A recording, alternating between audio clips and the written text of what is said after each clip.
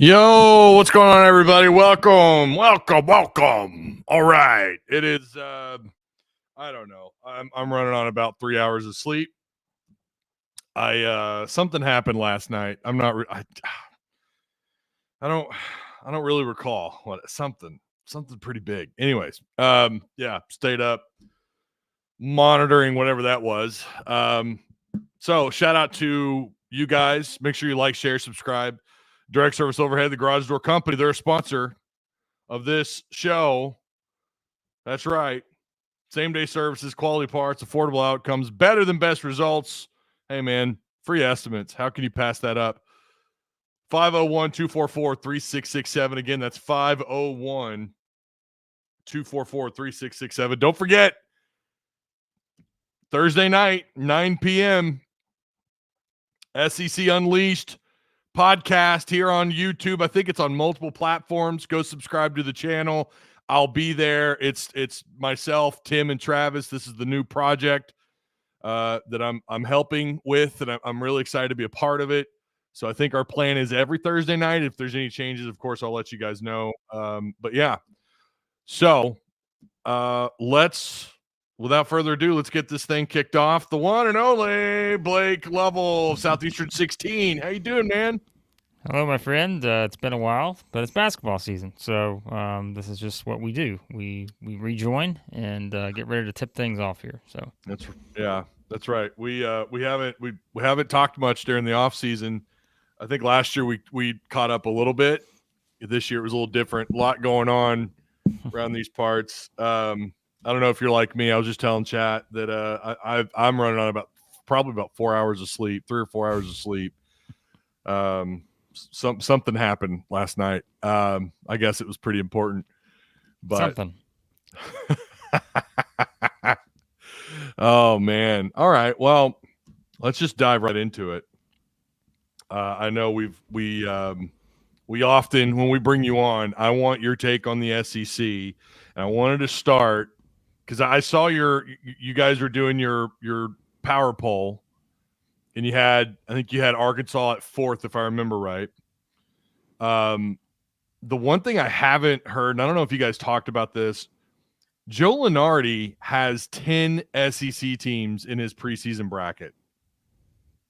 That's insane. That's crazy. I know it's preseason. We're not supposed to make much of it, but that's still nuts that he has that level of respect for the SEC still.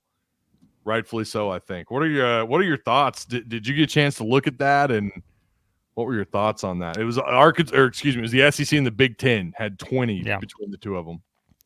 Well, just for the record, as I keep telling Arkansas fans, I know they were really on us for picking them 4th in our composite staff rankings at Southeastern 16. Yeah. But as I noted, I was the high man in our individual rankings on the staff. I had Arkansas at 2.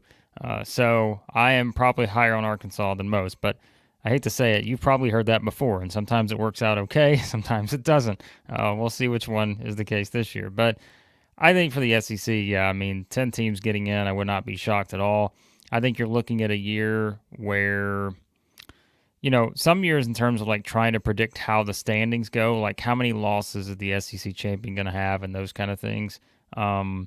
Look, Alabama's a juggernaut in my opinion, but I still think they're going to lose some games.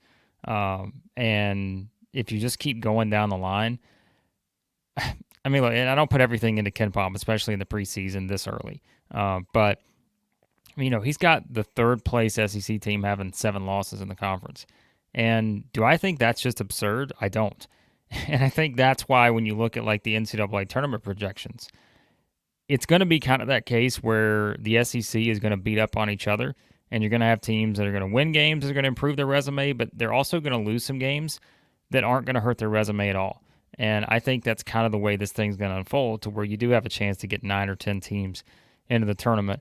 Because, it's not that outrageous, right? Because, 9 teams were ranked in the preseason AP poll, which I'm sure any of you guys watching this, my thoughts on the preseason AP poll. I put 0 stock into it. But it at least gives you a gauge of kind of what, some thoughts are out there on a certain conference or certain teams. And so I think, in my opinion, I think there's a pretty clear maybe group of 10, 11 teams in the SEC that feel like they should make the NCAA tournament. Maybe there's one or two more in there if you want to find a sleeper team somewhere near the bottom. But I mean, I'll be honest, like Ty, the one thing I've said too is like the thing is, it may sound like a big number to some people, but there are probably there are probably 9 teams in the SEC where if they don't make the NCAA tournament, it's going to be a disappointing season because I think that their expectations should be to make it. So all you got to do is find one somewhere else and assume that some of the others don't just completely lay an egg. So yeah, I think we're looking at a record-breaking year for the SEC in tournament appearances. And I know we said this last year, but proof is in the pudding. I mean, it's just been a gradual increase going on now for like, I don't know, 5-6 seasons. You know, there was a time, and I know you know this, the SEC. I mean, when you got 6 teams in, it was like that's a big deal.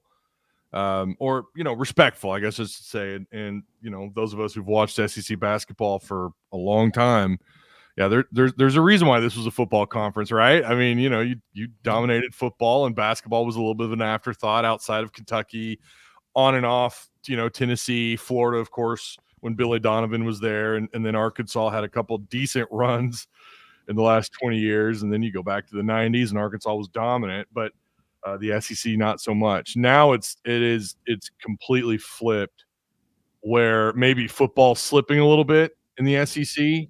I think that's because of the portal, and then you're seeing basketball excel in this conference, and I love every minute of it. Yeah, I mean, they're putting the resources into it now, and I think that's the difference. Like, they're just, you know, for the longest time, it was football's getting 95%, everything else can get what's left. But now you've just got teams that understand the value of winning in basketball, and of course the SEC, you know, mandated it basically under Mike Slive, the late Mike Slive, and so made it very clear: stop scheduling, you know, 15 cupcakes in the non-conference. Go play some actual opponents that are going to challenge you, and you know, it's paid off. And I think sometimes too, it's like people beat up on the SEC for like NCAA tournament success. And lack thereof sometimes, right? Yeah. But I think with the NCAA tournament, the fact is people can use the data of years and years and years, but in my opinion, it's a 1-year sample size every year because it really just is a matter of what's your draw, what's your bracket, and I think that means way more to me than, okay, well, the SEC has not gotten this team to a Final Four or haven't won a national championship or whatever. I mean, there's 60-something right there. I mean, 60-something and probably expanding soon teams that are in this tournament every year. And at some point, you know, you're just going to run into that as a conference. And so, but again, this does feel like a year where I think you're looking at, I would say 5 or 6 teams right now that they feel like they should make the second weekend of the tournament or beyond. And I think that's a good place to be if you're the SEC. Do you want to answer this question? Because I feel like it's kind of self-explanatory. Sure. When you got 3 of your 5 back that were leading scorers a year ago, you have arguably the best player on any roster, at least in the SEC. I'll let you take this one. I'll gladly say it. There at no point in this offseason have I changed my opinion on Alabama being the best team in the SEC. And at full strength, I think Alabama's the best team in college basketball. They just came off a Final Four. They did it barely playing defense at times last year. And this year, they are as good offensively and they are better defensively. And so I think their roster is better this year than it was last year. And again, they made the Final Four. Alabama was a team that I think you look at and say, well, they kind of got hot at the right time because you look back at last year and sure, there were some games where you're thinking, okay, in the non-conference, they left a lot out there. They gave up a lot of points, lost some games handily at times, giving up a ton of points. You know, what was it? I'm looking back at the scores now. 99 at Auburn last year, 117 at Kentucky, 105 at Florida. But then they just went off from there and their defense got better. And I mean, I think you just sort of let it play out now to where at full strength, and keep in mind, Alabama's been dealing with some injury situations too. And so that is something that long-term, if, Chris Youngblood, who I think is one of their best incoming transfers, came from South Florida, just an absolute winner. And I think kind of that intangible guy on this roster, he's out until I think January. So I think that could be something where you see in the non-conference, maybe there are a couple things that he can add to this team, especially on the defensive end, that they don't have, and maybe it does result in them losing some games because their schedule is just brutal. Listen, I'm not saying Alabama's going to go undefeated. They're not. But they're going to lose some games in the non-conference. But I think by season's end, I just don't know how you pick anyone else, at least right now. And that's all we have to go on. Like, again, I said earlier, could I project that, Arkansas, Alabama, or excuse me, Auburn, I'm not as high on Tennessee and Texas A&M as most people are. Could I project that one of those other teams can win the SEC? Of course they can. But I can only see what I see in front of me right now. And what I see right now is a Final Four team who got better. And so I'm going to go with Alabama. Yeah. And Mark Sears, he may not be the number one player taken off the board in the NBA draft, but this dude is good. Yeah. Sears is, and I think that goes without saying. And they're just stacked. They've got some good size. Grant Nelson and Clifford. I can't pronounce that dude's last name. But Big Cliff. We'll just call him Big Cliff. Big Cliff. I mean, they've got some pieces, and it's like, and then they've got the depth. Yeah, I don't know. I don't want to make this an SEC Alabama love fest, but I mean, I just hate to say it. Nate Oates, you got to tip your cap. I mean, like you said, and not to like push back on anything, because like I understand people will poke some holes in Alabama, and that's fine. But like, give me a legitimate reason why someone else should be ranked above them right now. And I think that's like the way I started is what's the reason that someone else in the SEC should be ranked above Alabama right now? And again, can they get there? Sure they can. But, again, this is a ranking where I can't tell you who's going to get injured this year. I can't tell you if, this is going to, a team's going to drop a game they shouldn't game and all this other stuff. But I can at least just tell you what I see. And I think if you look at the skill, I mean, Alabama is as skilled as anybody. So yeah, they're going to be good. And listen, like you said, you could poke some holes in Alabama, but here's the thing: you're probably not going to poke as many holes, right? When you compare Alabama to everybody else, and also we can't see injuries. There might be some on the back end of the roster. Maybe some guys don't fit in rotationally, and there's things that Nate Oates will have to get figured out. But anyways. Enough about them. Enough about the Crimson Tide. See, we already got people like, Let's talk about Cal, because I see some comments. Let's talk about Cal. Let's talk about his recent track record, because I think that's important here, right? So, I mean, look, I told you, we talked about the hire when it happened. I said, I think this is something that rejuvenates Cal. I think that this is sort of his last stand. He finally gets out from the Kentucky whatever you want to call it, to where it got to a point where, I mean, look, we talked about this a couple years ago. We knew this was not going to end well. Like, it wasn't. When they started having the lack of success in the NCAA tournament, which, again, we can talk about any team we want. That's still the goal for a lot of SEC teams. It's not just winning the regular season, not just winning 25 games. It's making strides in the NCAA tournament. Arkansas has been the team recently that's been the most consistent at that. In terms of getting the furthest, as many times as they had towards the end of the Muss era there. But now I think you look at it from Cal's standpoint, like he has some questions to answer. As good as you tell me what you think.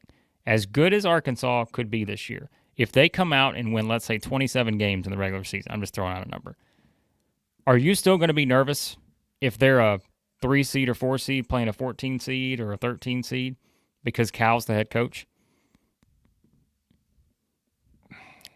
I mean, it's not that I have anything against him. It's just it's still going to be in your mind, right? And so, but the difference, I think, is this. It is a new start. It's a new sort of chapter for him. And I think, I don't want to say some of the pressure's off of him, but there is a little bit of pressure off of him now to where it's not just that continuous grind that he was in for years and years there at Kentucky. Arkansas fans expect the best too, as they should. Yeah. But this is a team that I think is built for a lot of success. And I just want to see how he tweaks some of those things that towards the end of the Kentucky era, Cal, that he just was not tweaking very well. If he can do that with Arkansas, they're talented enough to win the SEC. And I just want to see how it all comes together. And I think they may be a work in progress early on. But again, it's not about what you do in November, December. It's about what you do in February and March. And so we'll see how it plays out. Yeah.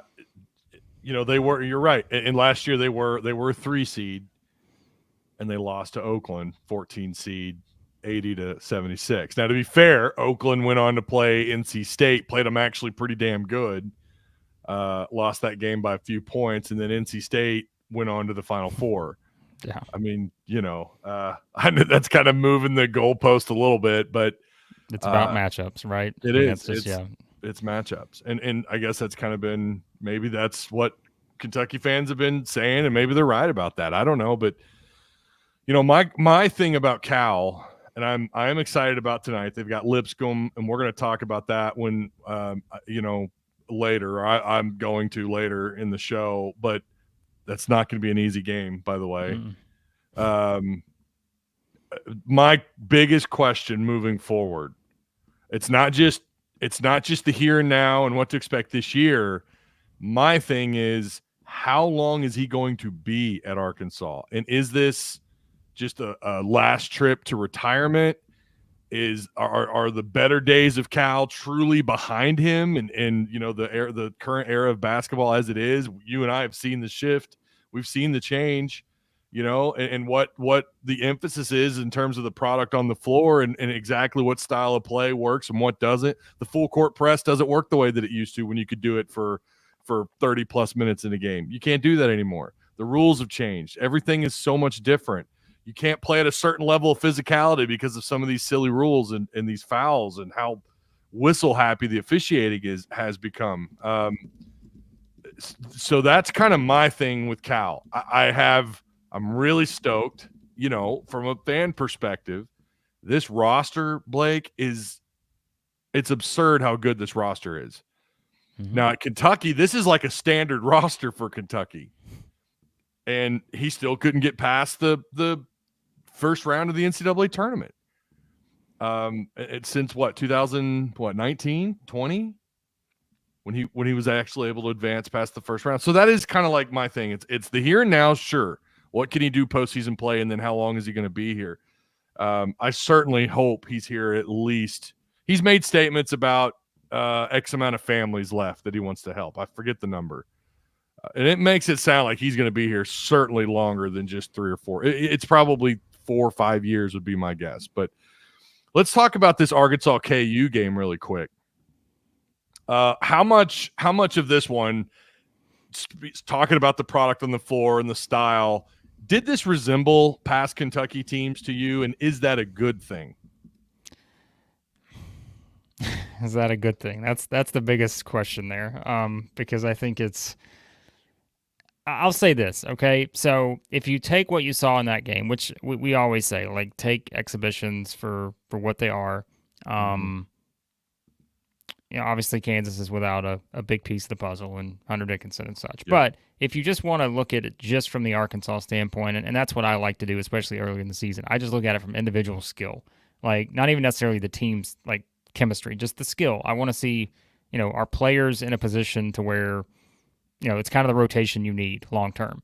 And you see some of the guys that are contributing and those kind of things early on. And I think Cal's always done what? Like, he's got to have great guards, because if he doesn't, he can't run the offense the way he wants to run the offense. And I think, they have great guards. Like, there's no question about it. Like, that trio of Wagner, Flan, Davis is about as good as it gets. Yeah. Offensively, it's about as good as it gets. And you're going to notice a trend here, because I think that the biggest thing to me in watching that game, seeing some of the TCU game, which, again, they are what they are. Cal's trying to work with different things. Jonas Adu didn't play in either one of them, which I think is the biggest part of this equation I'm going to mention. But if you look at Cal's history, and you brought up the lack of NCAA tournament wins since 2019. And if you really think about it, right, like, that's really when the transfer portal era started ramping up. Really wasn't until 2021, because that's when you had the penalty, the 1 year thing. You can just go and do whatever you want. You don't have to sit out, all those things. We stopped worrying about waivers and all this other stuff. But, he's only won one NCAA tournament game since then. But if you look at Cal's best teams, and you can go all the way back to Memphis, in the early days at Memphis, you can go way, way back. It is very clear, and it's not even a debate. The best teams Cal has had have not just been the teams that have just been overwhelming offensively with great guards and big centers and all this other stuff. It's been the teams that are top 5, top 15 defensive teams. It is like clockwork. You can go back and look at every single year that Kentucky has been, when they were great, when they were the best of the best, when they were making the Final Four, when they were winning NCAA tournament games, winning a national championship, right? They were always top 15 defensive team, most times top 10. I think there's one outlier in there, maybe top 25, somewhere in there, or 22 maybe. But, like, that's the difference. And if you look the past 2 years, right, at Kentucky, he had 2 of the worst defensive teams he's had in his career.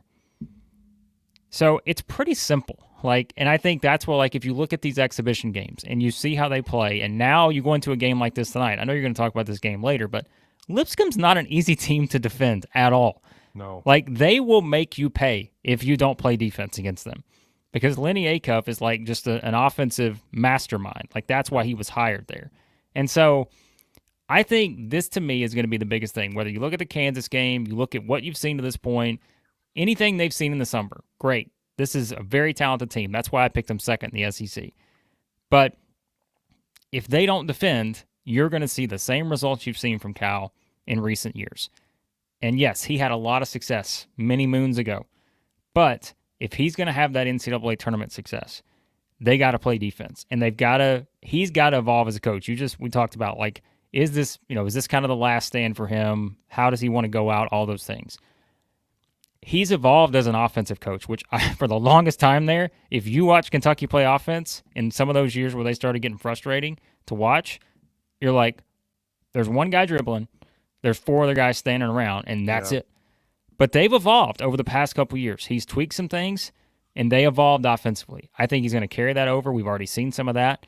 It's not just going to be one guy dribbling and 4 guys standing. If he can keep evolving that way, that's a great thing. But he's also got to go back to what worked, and that is building a team that is going to buy in on the defensive end of the floor, which I think Adu is really going to help there. People can pick on Jonas Adu all they want about having bad games against good opponents, but that guy is still one of the best in the SEC, in my opinion, at what he does. And they are really going to help. I think he's really going to help and Thiero, I mean, one of the best breakout player candidates you can find in the country. And you've already seen that, right? Like, we've seen what he can do. So as long as they get the buy-in from position 1 through 5, they're going to win a lot of games. And I think that's the key if they're going to make the run in March, is are they going to defend well enough? And if they can, this team can go very far. Yeah, there's no doubt, especially what you're talking about there with defense. And something that stands out, I thought their defense against Kansas, even though they were without a big-time player, Kansas was, Arkansas was too. They were without a big-time player. They were also with a limited Nelly Davis, who hadn't practiced a lot, and then he kind of comes into that game and he's cold. But the thing that did stand out to me against KU was how active their guards were in terms of if they were just on the defensive end of the floor. Mm-hmm. They were very active. Quick hands. Yeah. Very quick hands. And I was impressed. That was kind of my concern, and I know it's an exhibition game. That's kind of my concern, especially with a Bill Self coach Kansas team. Like, they can slip by you. It doesn't matter, man. They are stacked head to toe with big time talent. They're gonna find somebody off that bench that's gonna get hot or something. That's just kind of what they do there. And Arkansas shut them down. And then you go to TCU, and they get out physicaled. Mm-hmm. And again, exhibition, and I think there was definitely some experimenting going on there, trying to maybe find a rotation. I'm not sure. I think they played 12 or 11 or 12, ended up getting minutes. But yeah, no, I agree. They have to, first off, the guards are going to be great probably, but they have to have that balance of great defense, and maybe having a couple of two-way players on the floor at the same time will help, other than just maybe one guy at a time, like what we saw during the Muss era. Speaking of Muss, really quick, I don't want to turn we don't want to focus on Muss. I get that, but did you see his little comment about Arkansas yesterday? So I didn't see it. I've seen days ago? people talking about it, but I just, again, there were some things going on yesterday. I just didn't get a chance to see it. But Yeah. what did he say? Because I did see Well, some people he mentioning was it. talking about, and again, I only caught a brief part of it, and I didn't do a lot of, because I am moved on from Muss. I don't really care, but it's something about the attendance, and I think they had like 3,500 people. I don't want to misquote the number. It wasn't a lot, and he said, the attendance was, whatever, and he said, despite what Arkansas says, and it was kind of like, why are you mentioning Arkansas? I mean, I know the guy that asked the question had compared to Arkansas and also Nevada when talking about, I think, opening games. I just thought that was bizarre. And I do know that I'm sure their Arkansas Twitter is probably tagging the guy. And he pays attention to social media. He does. So maybe that's where that's coming from. And he was getting irritated with it. But I thought that was interesting. But I think fans really should, I wouldn't tag him on Twitter. Just move on. Wish him the best. His wife loved it here. They've still got close friends here. I think he does want Arkansas to be successful. Maybe. I kind of also think he's a let's just move on kind of guy too. I mean, he is an NBA guy, so that's kind of the mentality you have to have.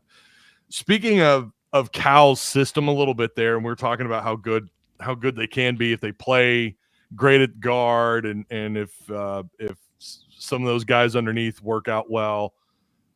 What can Arkansas fans expect from a Cal system? I know they mix a little bit of full court press, but what can they expect? Especially when they get into SEC play, is he going to have that rotation? And I know with all this whole new roster, who knows, right? But what can Hog fans expect with a Calipari coach system? Well, and I think that's it. I mean, we know too that Cal, kind of like some other teams, and that's why I think one of the reasons they struggled defensively the past couple of years, although last year was a little bit different. You got to remember Sheboy was in there, kind of helping out with some things in terms of the numbers, but that they want to. I think it's one of those things where they don't mind sometimes, depending on the roster, just to facilitate guys into the paint because they're just going to block shots or they're going to be more physical. And and that was one of the things too I forgot to bring up was the physicality is something too with this team. I think you want to make sure that this team is going to bring that physicality night in and night out because they've got a lot of guys, like I said, that are skill wise, but we know how this league is, right? You go play Texas A&M, you're getting in a free throw shooting contest. You're playing a lot of teams like that are going to just grind you out. And I think that physicality is something where, if they do want to kind of facilitate people to come into the paint, to let Adu block shots and, let Thiero do his thing and Big Z and Brazil and everybody, that's something you can probably do with this team. And too, one of the best things that Kentucky did in the Cal era was rebounding on the offensive side of things and knowing that you're going to get kind of those second chance opportunities. And that's why I think this year's so different for me when I look at Cal because, we think about some of the things we picked on him about at Kentucky. They'd have a good shooter or two, but it wasn't like last year. Last year was kind of the outlier, right, where they were the best three-point shooting team in the country. And I'm curious because I don't think Arkansas is going to be the best three-point shooting team in the country this year. Not knocking them, but I don't think that's going to happen. I think they're going to be more of a team, as we've seen, that's going to rely on the speed and just the skill of what Wagner can do, of what Flan can do, of what Davis can do, and they're going to be able to drive and dish. And I think, look, Cal, the dribble drive offense, right? That's something people talked about forever and ever. But sometimes it just became the dribble offense, where it was just, some guys just dribbling, and there's not really a lot else happening. And so if there is going to be a point where Arkansas fans get frustrated this year offensively with this team, I think it will be that. You may see some of those things we saw at Kentucky where it feels like you've just got one guy dribbling around and the other four guys are pretty stagnant. And I think he's evolved beyond that because we saw a little bit more action last year and those kind of things. So I think for that reason, I'd be more optimistic that his offensive system is evolving because, again, that was the knock on him for the longest time at Kentucky. But if he's evolved there, I think you're okay. And on the defensive end, like we said, I think it's really just a matter of having guys who are physical. And if you can, we mentioned the quick hands, right? Forcing turnovers, pressing, those kind of things, you can do it with the guards you have on this team. And so let's see how much that becomes like a priority for him. Because again, half court defense. Last year they were not good half court defense wise. Past couple years, his teams have not been good in the half court on defense. And so that's where if you can block more shots, having Adu is going to help there. If you can use your quick guards who are very athletic and have those hands that can, knock a ball out here or there, if you ramp up the pressure a little bit, I think they can put it all together because I think he has a system. And look, he has a system that can succeed. We've seen it before. He's not changed a whole lot as a coach over the years, and which I think can be to your detriment sometimes. But I think he's evolving in the right areas. It's just every team's different now, and that's the thing. Like Cal's the master of that because he was the innovator early on because he was the one that had all the different teams because he had guys going to the NBA right every year, and then the transfer portal era hits, and it's just so he's used to this, and he just got to push the right buttons with his team and play to their strengths. I think rather than just sticking to a system sometimes with him, which I think was something that could frustrate fans at Kentucky, play to the strengths of the roster. And there are a lot of strengths on this roster. So. Yeah. We'll see tonight if what kind of identity they have, but you're right. With all the changes that he's had to deal with over the years, whether it was at Kentucky or elsewhere, you would think he would be thriving in the NIL transfer portal era, and for the most part, he has until March, and that's kind of been the. I guess it's weird to say that's been his weak spot has been March. He's done really well during the regular season, winning SEC games. He's done pretty well against Nate Oates since he's been at Alabama. I think he's got a winning record against Oates. I might have to double check that, but yeah, so looking forward to it. I know you got to get out of here, man. I appreciate you taking a little bit of time out of your morning to hang out with us and talk a little Arkansas and SEC basketball, Blake. Listen, I hope we can do this more this year because last year we're like, you know what? We couldn't talk as much because things just did not go the way we thought. So I think this year will be a little bit different. So hopefully we can do this more often. I know we said a lot of the same things last year, Blake. We really did. Dad, listen, if anyone wants to pick on anybody, right? I picked Arkansas second last year too. And so when I did it again this year, I'm thinking, oh boy, it's like hello darkness, my old friend. Yep. Like I'm back again. I'm back in. You can't get me out of here. But I do think things will be a little bit different this season. I think so too. I think so too. I'm looking forward to it. Blake, I'll reach out to you again soon, man. Sounds good. Thanks, Ty. Blake Lovell, everybody, Southeastern 16. Go follow them. Go watch them. They're really good at what they do. All right, we still got, hey, we're not done. We're not done. We do have Patreon members. It went through yesterday, so I got to get that all updated today. I'm hoping to find some time, if I don't fall asleep at my desk, 3 hours of sleep. I mean, I'm on a copious amount of caffeine, and we still got a little bit more time to discuss because we got to talk about Lipscomb tonight, and also, and Blake. Normally, we get about an hour with Blake, 45 minutes to an hour. That guy is busy. Scheduling can be a little bit, but he always makes time for us. And I do appreciate Blake for that, man. I mean, there's a reason why I keep bringing him on, people like him and Courtney, and I got to bring Mason back on and Stephen Hamner, QB Spotlight, that, got to bring the guests back. But Blake kills it when it comes to, especially with his picks on the SEC. I think for the most part, pretty damn good. I think most people surprised by what happened last year with Arkansas. A lot of people had Arkansas in the top 3, including Blake, including me, and it didn't happen. Obviously, you've got a whole new roster outside of Brazil. Got a new coaching staff, brand new coach. You talk about a radical change. Not very many teams in Power 4 basketball. I guess, yeah, we'll say Power 4 basketball. Not many teams had this level of change and again, it's a complete makeover. And then you find yourself right back at this juncture of, wow, this roster's insane. I had more questions I wanted to ask him. Wanted to talk about Arkansas's 3-point shooting so far through 2 games. I wanted to talk about Nelly Davis. I wanted to talk about Boogie Fland and how good he's looked, at least when it came to Kansas. And then I wanted to talk about Lipscomb tonight. I stand by what I said. Lipscomb could be – listen, if Arkansas smokes Lipscomb tonight, I'm not saying they will, but if Arkansas smokes Lipscomb, if they take care of business, they play great defense, guards do what the guards are going to do, if the bigs do what we think the bigs could do, if we could see that flash of the greatness that Brazil is capable of. Remember, a lot of people thought he was a legit top 20, top 25 draft pick over the years, since he's left Mizzou, especially since he's left Mizzou. Can he get back to that level of not notoriety, but that level of respect and just his game? If that happens tonight, if we see that, if it all starts, which we know, and Blake's right, you're going to have some speed bumps along the way. And, you're going to have nights where Boogie Flan gets shut out. Nelly is like he's looked through these first two exhibition games. Again, he's been banged up, but there's a lot there to discuss, right? But so many things do need to fall into place, I think, for this team to have success through the year. And I've got them at 14-4. I'm not going to lie to you. TCU kind of makes me wonder. And again, it is an exhibition. Take it with a grain of salt. We saw what happened with Purdue last year and how Arkansas took care of business there. They took care of business against KU this year in an exhibition game. But there are parts like, if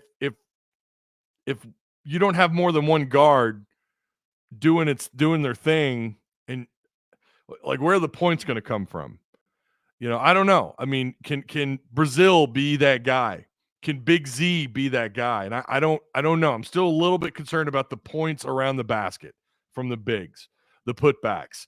What we saw against Kansas was, they might attack the board, but can they get those second chance points? Can they rack those up? We saw a little bit of that. But there's still some concern a little bit for me. And that's, again, another question I should have asked Blake, and I actually didn't have that typed out. But what is the weakness of this team based on the two games that we have so far that were exhibition games? Or just from, a typical Coach Cal type system. Arkansas imploded last season. You're correct. You know what? Why don't we turn this into a call-in? Why don't we just, if you got, I don't know that anybody will call in. It's 9:00 in the morning. I'm going to be real with you. I didn't think we'd have but 12 people watching this live show. This was just a part of, this was Blake's availability. And so we had to do a 9 a.m. And I'm going to always make time for Blake. Had he said 2:00 in the morning, I would have done it. So, but yeah, I didn't expect it. If you want to call in, if you got any thoughts, should we do XP for Discord? Yeah, let's do XP for Discord. If anyone from Discord wants to call in, I'll give you 10,000 XP. How about that? If anybody wants to call in, let me post this.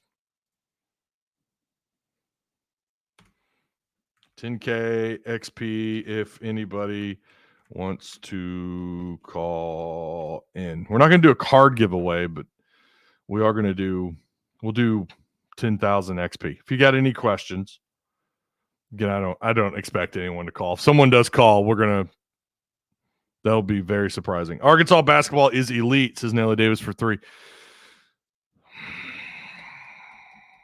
I mean, what do you mean by that? Like, overall? No, they're not elite overall. They're really, really good.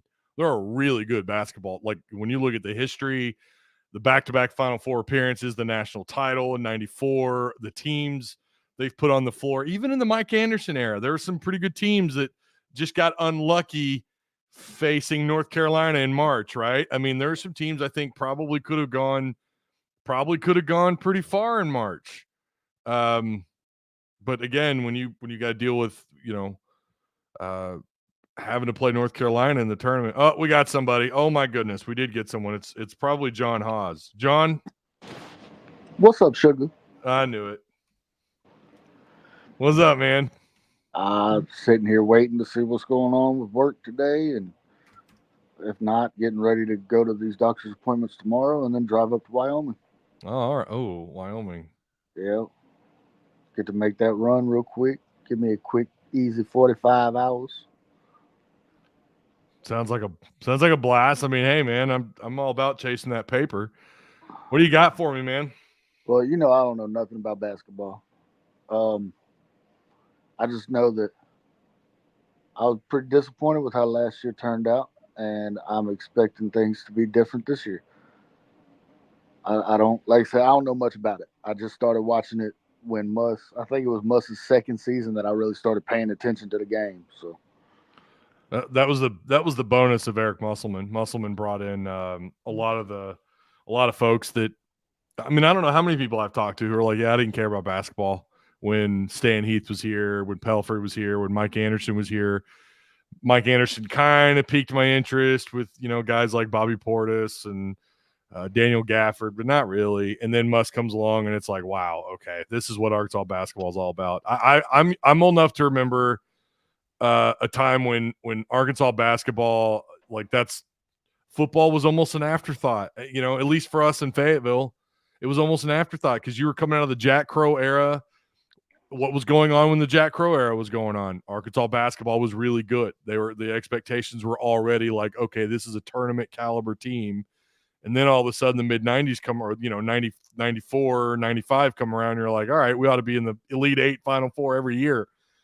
And then that didn't happen since 96. So yeah, I mean, I remember, as a kid up there, I would watch when Nolan was there, and then I remember Stan Heath, and then I moved down here, and I wasn't, it wasn't on TV for me here, so I didn't really pay much attention to it. And like I said, I never played basketball, so I never cared about basketball. Yeah. Yeah, well, maybe that's why I'm not into golf and soccer. I don't know. I like all the sports that I like are sports that I played. I played soccer, and I'm not into soccer. Oh, you played soccer, and you're not into. I call it commie kickball, but now golf. Y'all know, you know, I'll play me some golf. Yeah, every chance I get. Yeah. I also had to call in and make sure Kerper didn't catch me on XP. I knew what was up. Surprised he hasn't called yet. He's probably busy crying or something. Yeah. You know that big ass forehead he got. Oh my goodness. All right, man. I appreciate you calling in, John. All right, bro. Take it easy, man. We got Brim. What's going on, bro? Oh, you're muted. Good morning, my brethren. How art thou? Man, I'm doing good, even though I'm on like no sleep, and we're doing this at 9 o'clock.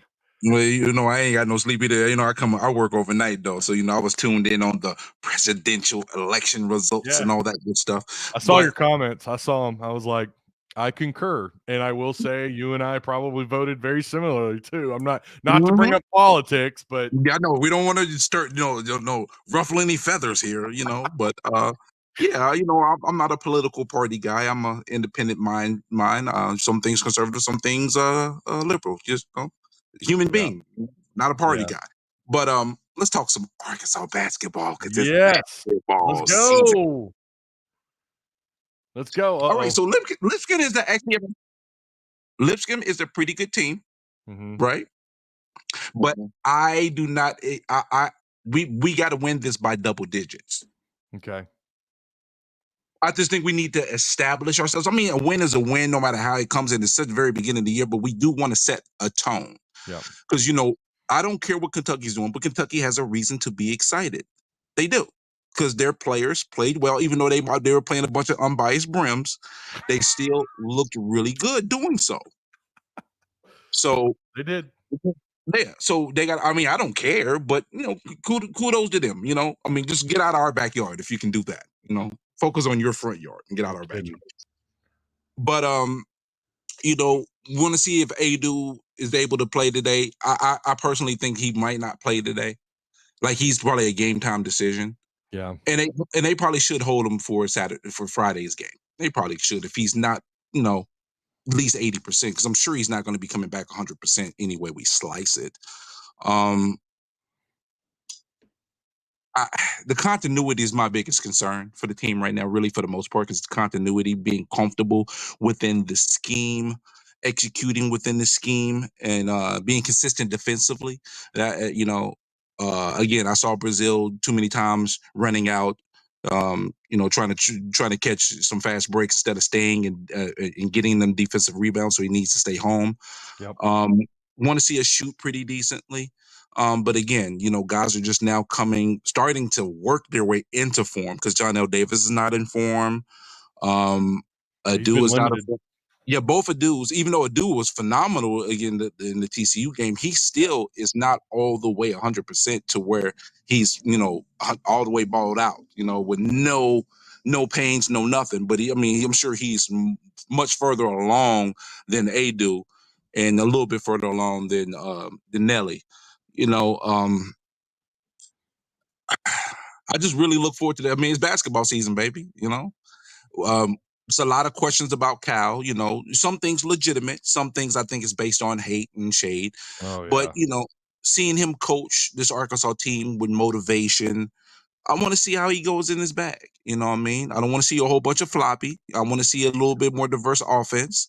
He had that last year, but the guy who helped implement that is no longer on the staff. So I'm not gonna say it's a concern, but I'm going to be watching. I'm gonna be diligently watching to see how they're executing offensively and what are they calling offensively.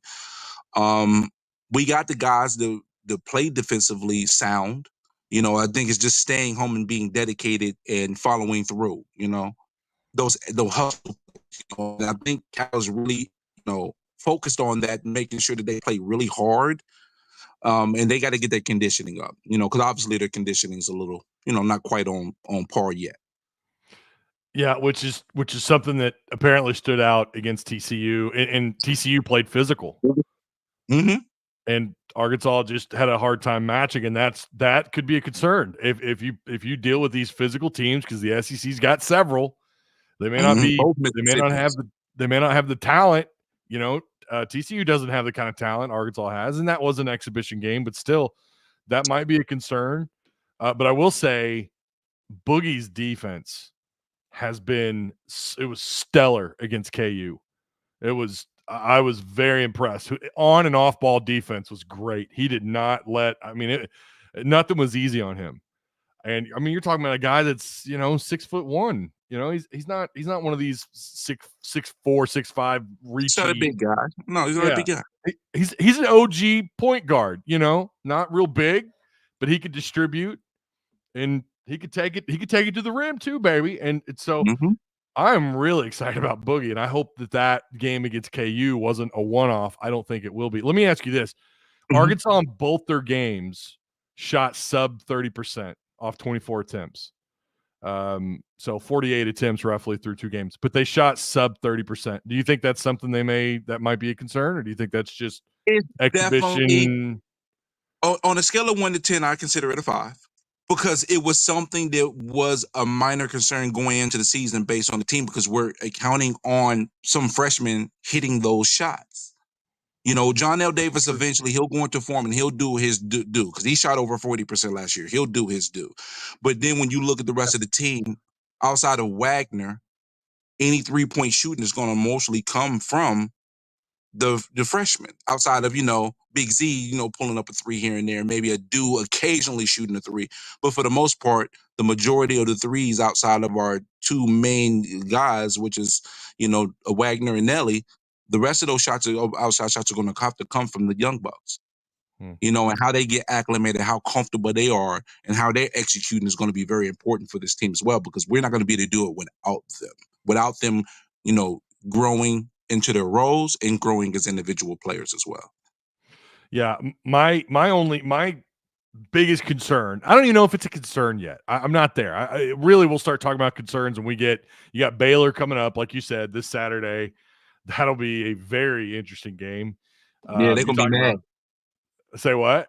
They're going to be kind of upset because they got beat by 40 points almost by Gonzaga. So yeah, it's true. Fair enough. Although Zags might be, once again, I don't know if it's Sweet 16 or whatever again for them, but I'm borderline ready to peg him for a Final Four. Battle's going to average about 14, 15 points a game. He's going to have a good season. Gonzaga's going to have a good season.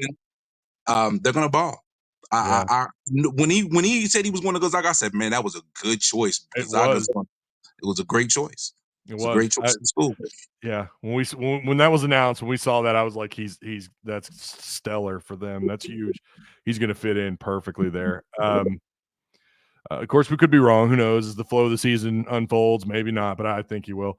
But yeah, my concern is around the rim offensively. If they're going to get points from their bigs, from their forwards down low that are going to play around the post, are they going to manufacture many points, or is it going to be mostly like backdoor cutters, guys coming off screens? How are they going to get their points around the basket outside of a guard pulling up or driving the lane? Are the points, will the bigs get involved offensively? And I say bigs, obviously I'm talking about Brazil, I'm talking about Big Z.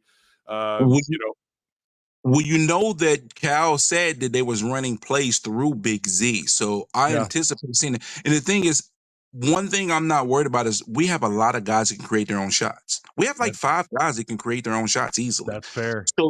So the key thing is being able to have the proper ball movement, having the good cutting, the good backdoor screening, utilizing their motion, and playing as a team. Because I know when it's crunch time, we need to get a basket. We got guys we can go to and say, hey, go get this basket.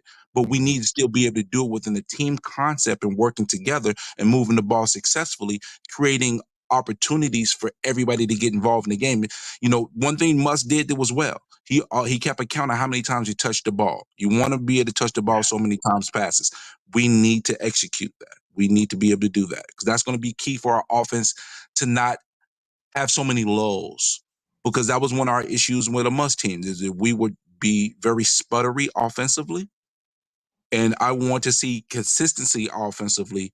And I think because we have so many guys that can create their own shot, and if they are able to utilize, the guys come together and work as a team, the offense is going to be a pretty beautiful thing to watch. It's that defense that I really want to see, that effort and intensity is going to determine if we win 19, 20 games or 25 to 26 games.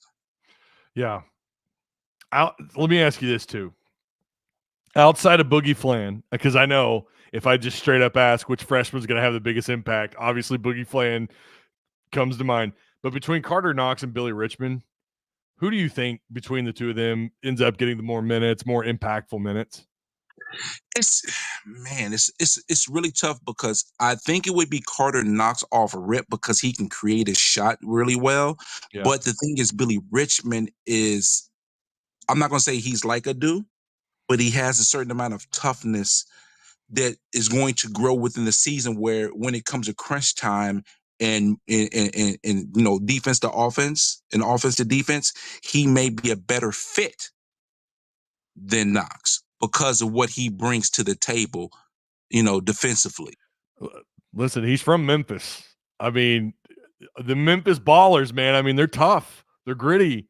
There's a reason why Nolan liked to dip into Memphis. There's a reason why that's a key area for a lot of schools, no matter how big or small. And I thought, of course he played at Camden.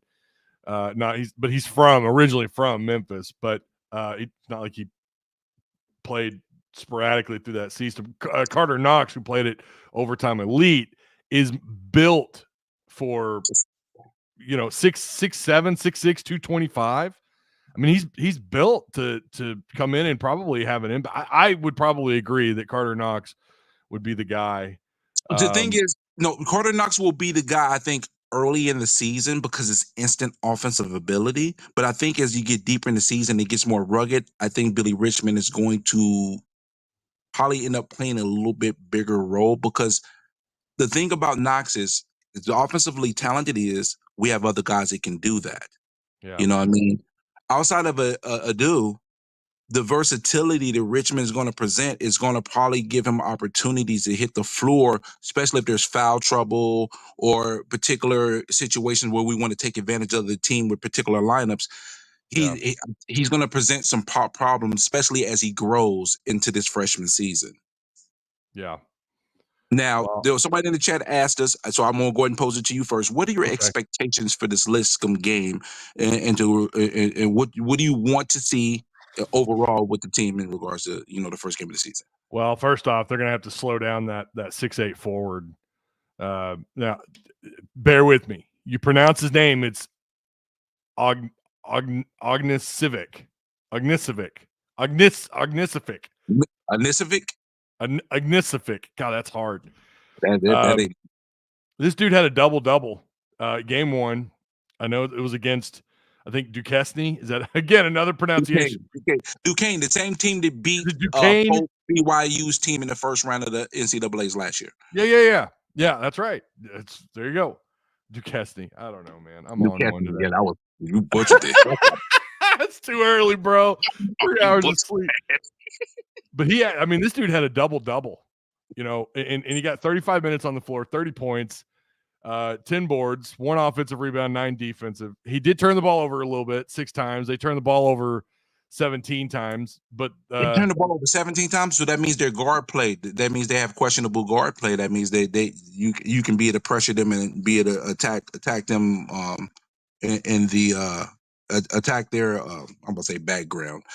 Their backcourt. They can be able to attack their backcourt. Oh. Well, I thought I read somewhere on Twitter that Lipscomb kind of had an issue bringing the ball out half court. Like I don't know, but they scored 77 points. They knocked these guys off on the road. Turnovers. That says a lot to me. That says to me that you can force turnovers. So if we're able to force turnovers, make shots, we should win by 20.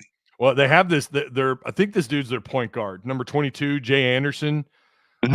He looked really good. He got 35 minutes. He was only 2 of 9 overall, 1 of 5 outside shooting, but he had 8 assists, 6 boards, 5 points. How many turnovers with those 8 assists though? Well, 3 turnovers. So he was +5 in the assist to turnover ratio. That's a 2.5. So that's decent. Yeah, it's not bad. They've got some dudes that can and he also had a block too. Don't know how that happened. He's like 6'1", but it doesn't look like they're super deep. Looks like they only had 2 other guys off the bench get double-digit minutes. Asman and White.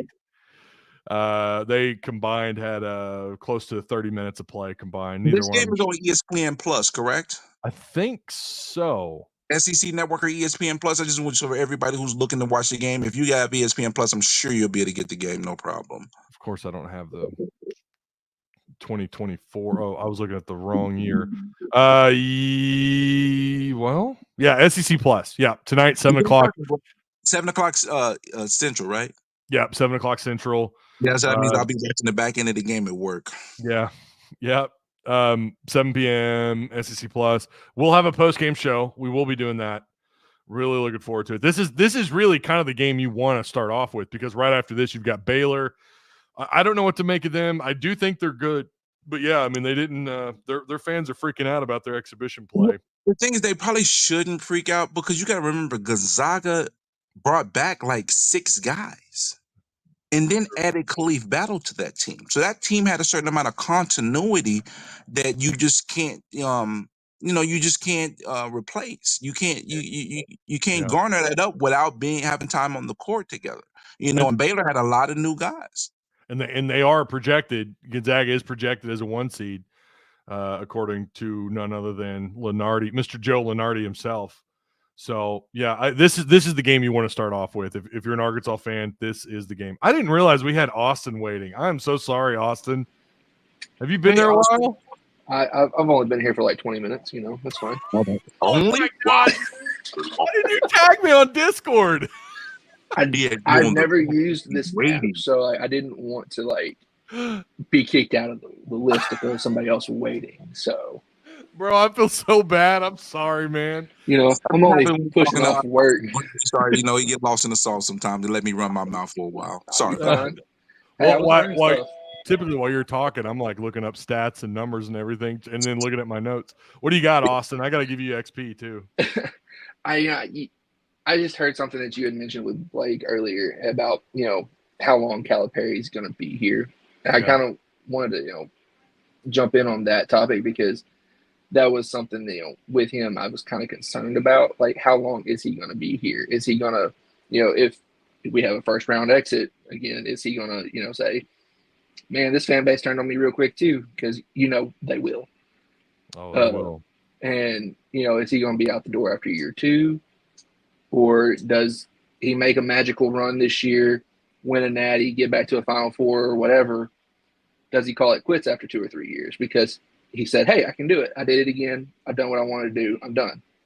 And I kind of feel like he's he needs to be here 5 to 6 years. That way we don't end up back in that swing of we're changing coaches again. And I feel like that's just a thing that's an issue for us, and I don't want to see us hit that cycle again. Yeah, I agree. It is something that I don't think he's going to just be here I don't think he's going to be here just 3 years. I mean, who knows, right? But we knew when Musselman took the job, we all knew it. He's going to be here about 5 to 7, maybe 5 to 7 years. If a big job opens up out west, he will likely go back despite just leaving Nevada. I kind of wonder if, I don't know, maybe I'm crazy. I'd like anyone's take on this. Does he have a long-term plan built in where maybe he is here 4 or 5 years? And as this is becoming more and more common, is he building up the next coach that's already on his staff to take his place? And you look at someone, I know he didn't have great success, but you look at Kenny Payne, right? You look at the names, you've got Chin Coleman, Chuck Martin, Brad Calipari, his very own, right? Of course, Brad Calipari. Is that a possibility? Is he building this team up, right? Building I don't want to say a foundation because Musselman already laid the foundation, but is he building a mansion on top of that where this is a Sweet 16, Elite 8, maybe a Final Four expected team? And does he keep the staff intact long enough? I don't think Kenny Payne will be here very long, so maybe it won't be Kenny Payne. Of course, again, not a lot of fans would be in love with that because he wasn't exactly super successful as a head coach, but maybe that next guy's on staff, or maybe he will add that next guy to his staff.Maybe it's someone else that it's not, maybe they've got a plan down the road. I'm going to bring you in year 2, and then we're going to get this thing rolling. Brim, what do you think? Austin, anyone in chat? There are some things that he has done that creates us posing that question and actually adds legitimacy. He has 2 associate head coaches.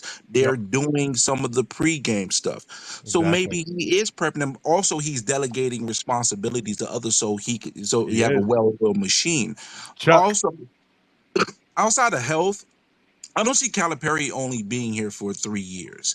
Yeah. Only way that would happen is if we just went to the gutter and had 3 last year must seasons back to back to back to back. Now, the one thing I will want to say to the fan base, though, is excited as we are, it is a process. And I don't want to temper your expectations, but I don't want you to jump out the window either. I had pretty respectable expectations. 23 wins, top 5 SEC, Sweet 16 appearance. That is basically on line of where they have us ranked right now. So I think that's fair expectations. Now, if we only make it to the second round, but we end up, finishing second in the SEC, it's not to be upset about. You shouldn't get upset. If we make it to at least the second round, win, top three of the SEC, win 25 games, that's a respectable enough season where I don't think we should go at Cat. Now, if we don't make the tournament, then that's an issue. If we make the tournament, lose the first round, it's a slight issue, a slight one. I just want the fan base to understand that he has to build the program. And you said that Muzz laid the foundation, but he stripped all the bricks and all the foundation. So Cal had to reestablish that foundation because the cup was left. Well, it was, but that's the new norm, though. When a coach leaves, you're going to have to reestablish that entire roster. That's true. That's very true. So I do like in terms of like the reputation and what you can do here.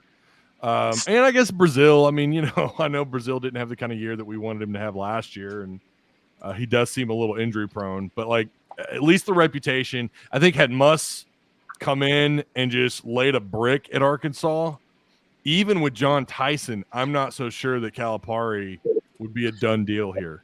That's a good point. It added appeal. The recent, because outside of last year, we were the most successful SEC school the last 3 years, but until last year, so it did add enough appeal where, if I leave, I can just go to this other really good school that's had some success and has a history that is either second or third most prestigious in the SEC. So it did help make the transition easier. I will agree with that aspect. Yeah. Any predictions, Austin, Brim? What are your predictions for tonight against Lipscomb? Again, Lipscomb is very athletic. I don't think they're super deep, but they have this number 41. Keep an eye on him. This dude's a baller, but he did have 6 turnovers, so he's going to be a little turnover prone. He was 8 of 11 at the free throw line. They shot 43% outside off 21 attempts. So that's 9 of 21 3-point shots. They shot 52%, 52.1%, and they forced 14 turnovers, and they out rebounded. Let's see, but no, they got out rebounded 33 to 32. But yeah. So what are your thoughts, Lipscomb? Is this think this is going to be a close game, Brim? I know you said you expect it to be, or it needs to be a blowout win, but what do you think is going to happen? I have it 95-67 Arkansas. Okay. I kind of think they'll probably keep it close, probably the first half, but I think early second half we probably start pulling away just by pure athleticism and skill that the team has. It'll probably be 15 to 25 point win by the time it's all said and done. Well, keep in mind, and I almost forgot this too, Arkansas played these guys last year and barely beat them. Now, that was in Little Rock. Little Rock is just not a place Arkansas has played well at over the years, kind of like the BOK Center in Tulsa at the Bach. They've not played really great there, but this is in Bud Walton, so obviously that's going to change by a little bit. Question, how many games do we play in Little Rock, and who do we play in Little Rock this year? It's actually a good question. I think it's just one. It's usually just one. Mm-hmm. And is it Central Arkansas? Hold on. I'm looking. I thought for some reason they had I thought Oakland was going to be in Little Rock, and I guess it's not. Hold on. I don't think they do have a game in Little Rock. Oh, no, they do. It's Central Arkansas. Yeah, you're right. Boy, look at that brain of mine. Basketball. No, it's all smashed. Yeah. It'll be UCA. So UCA playing in their kind of like in their backyard, sort of. Closer proximity, closer to them for them than it is Arkansas. You want to know something? I'm sorry. Go ahead. I was sitting here scrolling down. I was like, no, they've got one in Little Rock. I know they do. What were you going to say?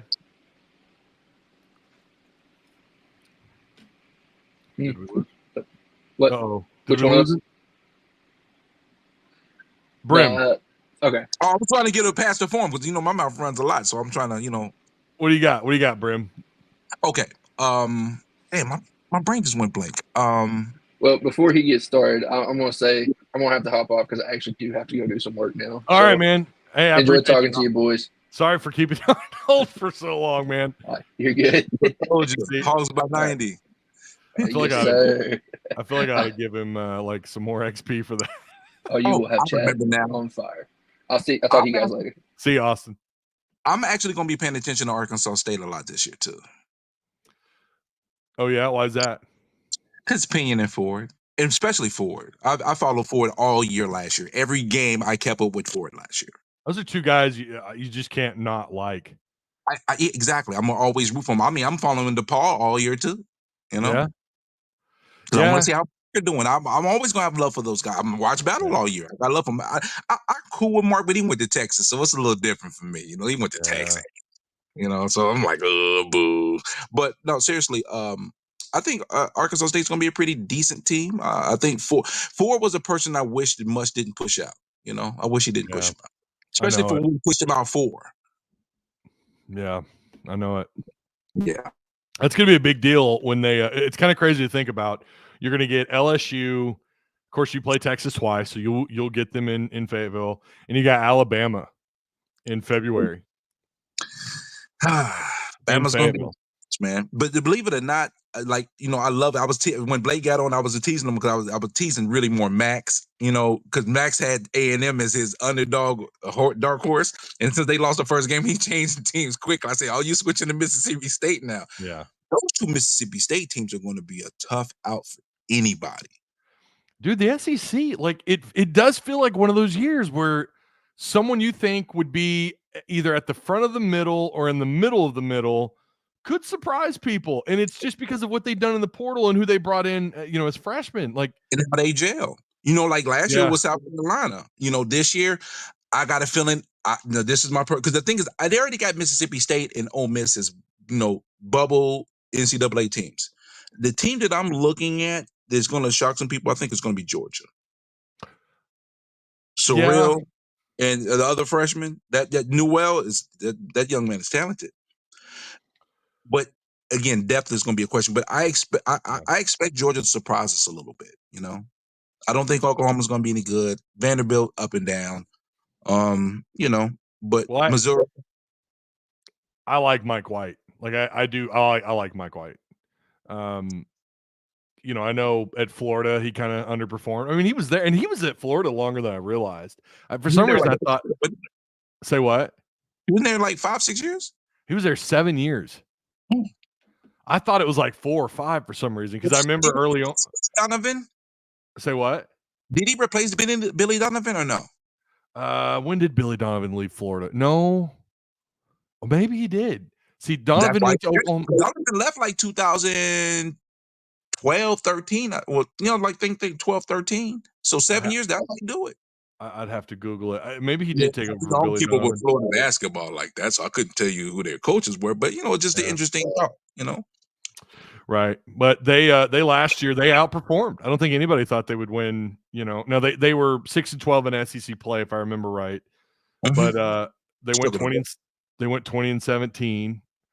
They were kind of knocking on the doors of maybe getting into the NCAA tournament if they could win a few more games at the end of the year, and they couldn't do it. But it's because the Castleton got hurt, though, wasn't it? I think so. Castleton got hurt, so it affected them greatly. But let me ask you a question. I think you talked about this. What did you think about what Muss said, though? About Arkansas? Yeah, about the attendance. I thought that was unnecessary. I don't know if that was. I swept it under the rug, but I think it's like a hit dog holler, guilties. Yeah, I talked to Blake Lovell about that. That was like one of the first things I think I asked him was, if he caught it. What did he say? Because I missed it. I can rewind and go back and. You have to go back and rewind it because after I asked him that, I was getting pinged, and I was going back and looking. I had like 2 DMs that were kind of going back and forth, so I don't remember exactly what he said, but I thought it was like, why do you care about what's going on? Because I'm sure that's a response to Twitter, and he said to Arkansas. No, or what do you say? No matter what. To me, it's a hit dog holler because I know, and some of us fellow Razorback fans know that he quit on this last year. We know that, Muss. Yeah. We know that you quit on this last year. We know that you were planning your exit strategy well before this, and you played a major role in why this team deficiencies were what they were last year because mentally. You were not all the way there with the team. No. Last interview, I'm always going to remember. I just can't wait to work. Yeah. You worked, all right? You worked on getting out and you accomplished it. Good luck to you. I don't care. Thank you for the good years, but that last year, it won't overtake those 3 good years. But that last year, the way he did it made me say, I'm cool. See you later. Yeah. Be well. I don't care. The end. Because that took me with a whimper. When he didn't go into depth like he would normally do, when he didn't go into wild amount of depth, like what he wanted to do and kind of put his plans out, not that he would give away the whole thing, but the Muss that I got to know watching, just listening to his interviews, not that I ever met the guy, was someone who, he was always thinking about the next step, and he wasn't afraid to kind of go into that and go into a little bit. He wanted to talk about, the depth and maybe a little bit of the X's and O's and what this guy was doing, what this guy wasn't doing. And, there's just something about that last interview and not even that last interview, but I said it when it was going on, man, there's something weird about his post games. And that was going back to like January. And then you start hearing these rumors about him, putting the feelers out. And I did deny them straight up. I did. I was like, there's no way. No way. I mean, look what he's doing. It came to a head. See, if he had an agent, he could have been able to mask it, but he doesn't have an agent. So he doesn't have an agent. When they exploded like that, we knew what the deal was. You basically showed your hand in a sense. He was he was planning an escape. And people are saying that he was planning his escape the year before. So that year with all the rookies and the difficulties, and even though we made the Sweet 16, that was a difficult year. That year he might have already started mentally checking out. Might have, maybe. I mean, they still performed pretty well, and they're able to do when it came to crunch time to salvage the season, because that Sweet 16 appearance salvaged the season that was about to go completely bad. It was about to be one of those, dang, we underperformed this year, because you can't. I'm sure that all of us remember was thinking, oh, we might be a Final Four team going into the beginning of the season, right? Oh man, they struggled. They blew games like never before that. Yeah. Ty just got here. Do we know if Nelly's 100%? No, he's not really. I don't know. I don't know. So I don't expect him to be 100%, but he's going to be working his way into it. I'm sure he's probably about 80%, but he's going to have to work in the way. Well, he's good enough to play, so he's going to work his way into it. He won't be 100% until about another 3 weeks. I was gonna say maybe SEC play. I mean, I don't know. Maybe in December he'll be ready. Maybe a little bit before that, because I think he got out the cast about 4 or 5 days before the game. Before Kansas. Before the Kansas game. So it's been 2 weeks since then. So it takes probably about a month and a half. So it'll be before SEC play, but it'll be about a good 6 games within the season where we'll probably see him get closer to his, top form. Yeah, I'm excited though, man. I mean, this is going to be a fascinating season, no matter how it unfolds, and hopefully it goes in the direction that we believe that it can. I think this is, when you look at this roster, I said 14-4. The game that I keep in the SEC, yeah, I did, but I'm going to be real. I kind of might want to take that back. I'm thinking now maybe 12-6. Kind of bringing it down to earth a little bit. I was 12-6, 13-5ish, but I'm leaning towards the 13-5, but 14-4, you're competing for number one. Again, I think Auburn might be a little overrated on the low. I don't know if their guard play is as good as they is broadcast, but their front court is phenomenal though. Their front court is going to be a problem for us, but it is going to be a pretty interesting season in the SEC. I think we're going to. I personally think Alabama, as good as they are, they're going to lose some games. The SEC is going to be too tough. We're going to beat each other up a little bit, just like how football is right now. I think basketball is going to have some of those same results. And if you already noticed, first game of the season, we had 4 teams already lose. Yeah, they're bad. Did you see a lot of up and down? Did you see the Saturday matchups with the SEC? No, I didn't see all the matches. What are they? So you got Tennessee at Louisville, which I don't know. I mean, I'm going to favor Tennessee, but still, like, historically, that, you might wager something on that, right? And then you got Baylor and Arkansas. It's Saturday. I thought people tell me Friday, but I thought is it Friday or Saturday? It's Saturday, November 9th. What time?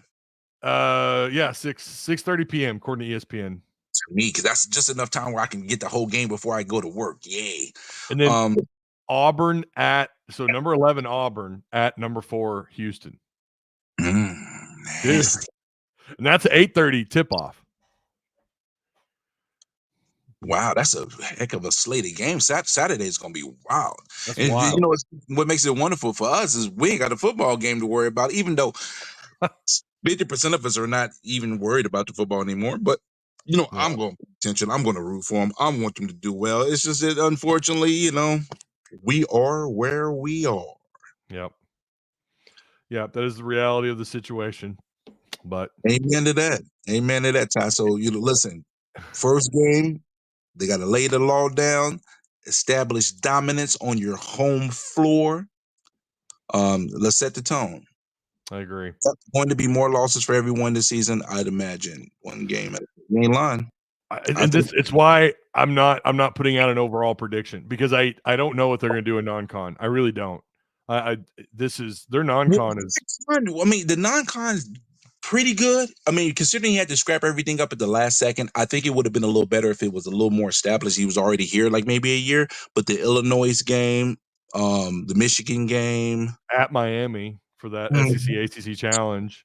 I'm gonna be frank with you. I think we sparked Miami out, but I'll count that game too. So I think all of our non-conference games outside of, I mean, even Baylor is, but all of our non-conference games, I think we might be the favorite in almost all of them. I think they will be. Yeah, I think the only one, actually, we can look at that right now, is Arkansas. Hold on. We're probably not a favorite this Saturday because we're playing, but the way the Baylor lost is probably going to be close to even. But we're playing in Baylor, right? No, we're playing at a neutral site. Yeah, it's at the American Airlines Center. So neutral-ish. Yeah, neutral-ish. Yeah. So Arkansas, Baylor is favored in this game, 62% according to the matchup predictor, what used to be known as the BPI, the Basketball Power Index. Do they have a spread on it? There's no spread yet. Okay. They probably wait until after the game's played. Yeah, they're going to wait till after Lipscomb, which I figured they would do. They're going to wait, and so we'll probably get this. I bet we get a spread. I'm going to say tomorrow, I bet we get a spread. I guarantee you, if we win by more than 20, that 60% is going to shrink. Yeah. It's going to be based on how we look in the first game. Because, go ahead. If they beat Lipscomb by 20, wow. Especially after Lipscomb's already played a decent game one matchup, and then they've got Arkansas. I mean, that would be big. Great start. That'd be big. You can't make too much out of one game, but still. Yeah, just know that we're not playing unbiased brims like some teams. So this is not a world-beating team, but it's a good team, solid mid-major. I appreciate you, man. I appreciate you too, man. Well, I guess it's time for me to go ahead and call it night-night. Listen, all my fellow Hog fans, y'all show some love to this basketball team. Keep your expectations realistic. Let's not jump out the window. Leave Kentucky fans alone. If they come to troll, mute their butts, and we talk to them when it's time to talk to them, which is Cal's birthday, February 1st. That's when it's going to be time to talk to them, okay? Oh, boy. It's going to be exciting. SEC play is going to be exciting. Appreciate you, man. Always, my brother. Take it easy. You too.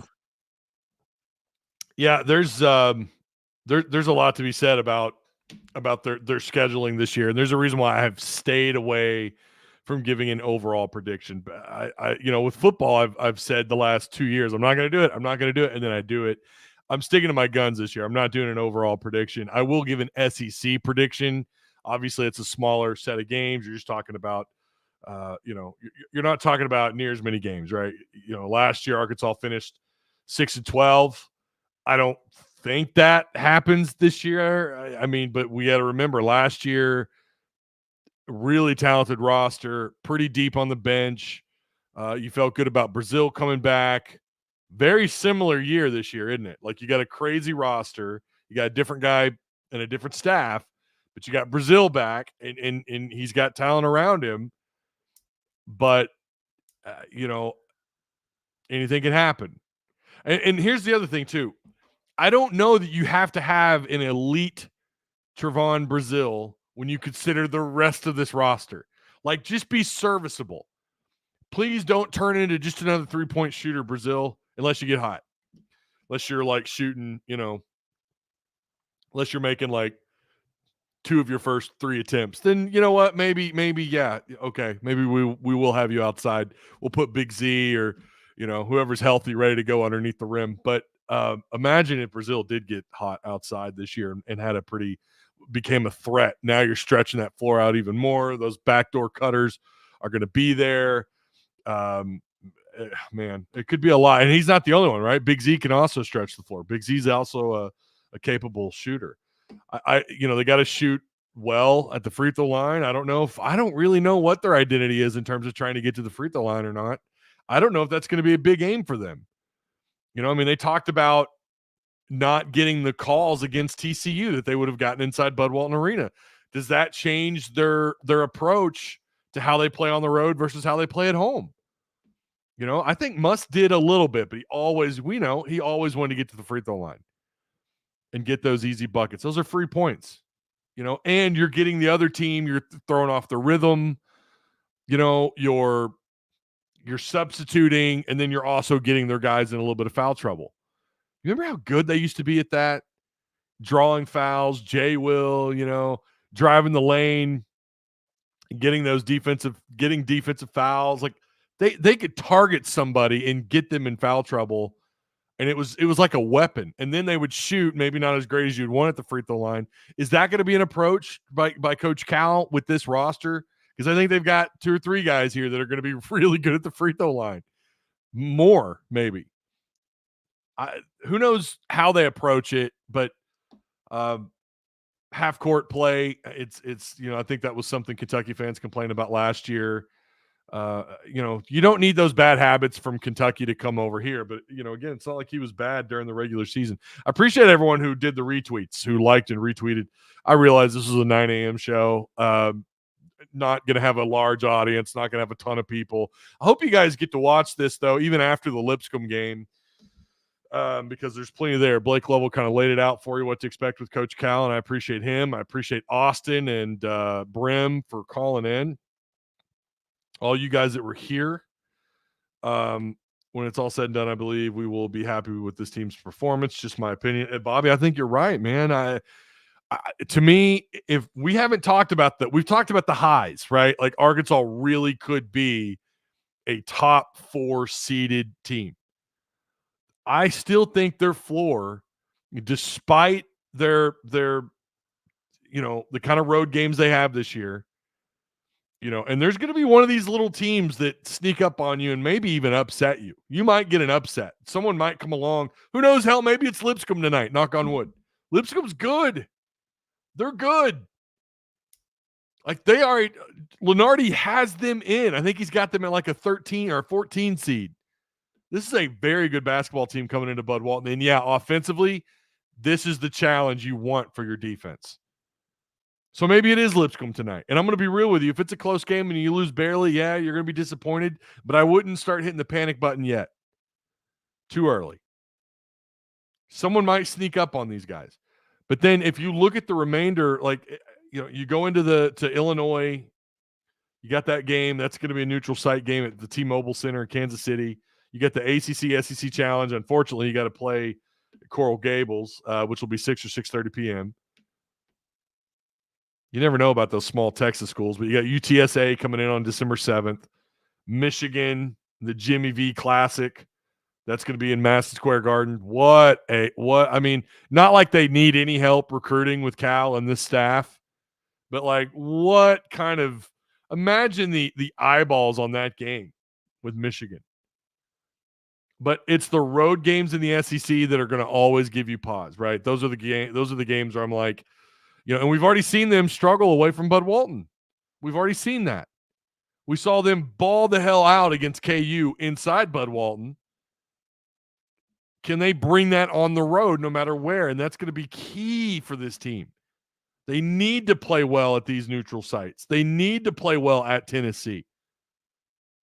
Can you imagine getting that upset against Tennessee and what kind of win streak you could go on? Because if you could beat Tennessee, I don't care how high you have Tennessee or how low you have Tennessee. Going to Knoxville and winning there, again, that's a 12 p.m. tip-off, Saturday, January 4th. We're ways away. But then you're talking about now Ole Miss could be sneaky good. No one's talking enough about Ole Miss. But I look at like there's probably 8 teams, or let me take that back. About 5 other SEC teams we're not talking enough about, and Ole Miss is one of them. I don't care about, someone's going to bring up exhibition. Listen, I take all of it with a grain of salt when it comes to exhibition. Hell, I take it with a grain of salt in November and December. Sometimes. And sometimes it can be a little revealing. But Ole Miss is one of those teams where I'm like, all right, we know who their coach is. We know what he was able to do in the offseason.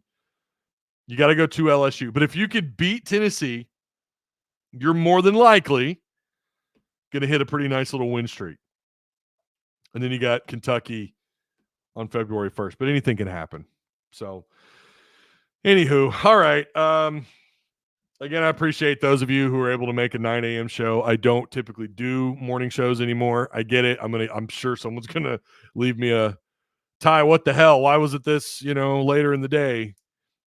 You do have Lipscomb tonight, so that certainly also played a little bit of a factor. What's up, Philip? How you doing, man? Yeah, again, I appreciate everyone for liking, sharing. If you haven't already, if you're new here, hit the subscribe button. Shout out to, of course, our sponsor, Direct Service Overhead, the Garage Door Company. Same-day services, quality parts, affordable outcomes, better than best results. Free estimates, 501-244-3667. Again, that's Direct Service Overhead, the Garage Door Company. There's still a lot to talk about. We're going to kind of put a pin in it. We're going to do the post-game tonight. I'm curious how Arkansas responds after. Did that TCU game bring them down a notch? Maybe they were just really feeling themselves, man, after what they did to Kansas. Did the TCU game, how do they respond despite it being an exhibition game? You know, these guys are players. At the end of the day, exhibition game or not, they lost that game. Anyone who's played organized sports for longer than a couple of years, you know that. If you're a competitor, and I think these guys are competitors. I think Cal and that staff, they're competitors. I wonder how they respond, and do they come out and does it hang around in a bad way, or do they, you know, they see what they need to see on film and they correct their mistakes? Maybe that loss was needed, and then they torch tonight. But Lipscomb, again, I think Arkansas wins. I feel like this might be a pretty close game. I don't know if I even want to put a score on it or not, but I kind of feel like this could be a 88-80 kind of game. Arkansas winning just under double digits. You know, anything could happen. Anything can happen. God, I say that so much now, no matter the sport, but it is true, especially when you got an opponent like Lipscomb. Arkansas could run them out of the arena too. Could run them out of Bud Walton Arena. All right, that's going to do it. I appreciate you guys. I will see you tonight on the post-game show. Remember to like, share, and subscribe on your way out. All right, you guys be good. Have a good day, and that's it. I'll see you tonight.